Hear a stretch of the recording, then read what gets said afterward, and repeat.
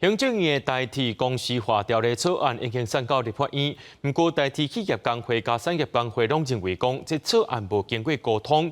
企业工会今仔日就举办游行去到立法院陈情，所以来嘛开临时代表大会，要讨论工会后一步。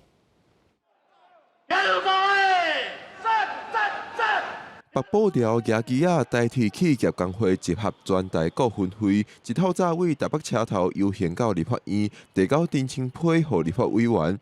工会批评行政院甲交通部对代替公司化的条例无充分沟通，就送到立法院。23代替企业工会甲产业工会分别召开记者会了后，最顶加上街头。台铁现在的问题是真的只有公司化可以解决吗？台铁的改革常常会说我们有跟基层沟通。但实则上是根本没有沟通的，所以我们认为这个很重要，就是基层员工要参与。除了基层的参与，双边工会嘛拢对公司化以后土地利用提出质疑。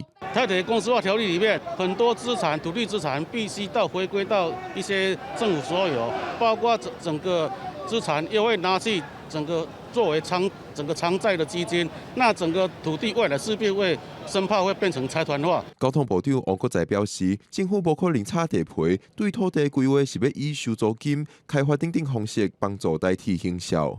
所有的目标一样，就是让台铁透过它的这个土地资产的开发，得到更好的收入，形成一个正向的循环。也就是说，有收入以后，它可以改善它的安全。可以提升它的科技等等。其实工会不懂我的心。游行结束了后，企业工会登去台北车头开临时代表大会，讨论工会后一步。产业工会表示会送出劳资争议调解，嘛呼吁企业工会甲火车司机产业工会，无论是透过调解，也是罢工等等手段，一定要带领劳工做有力的抗争。记者郭本场随台北报道。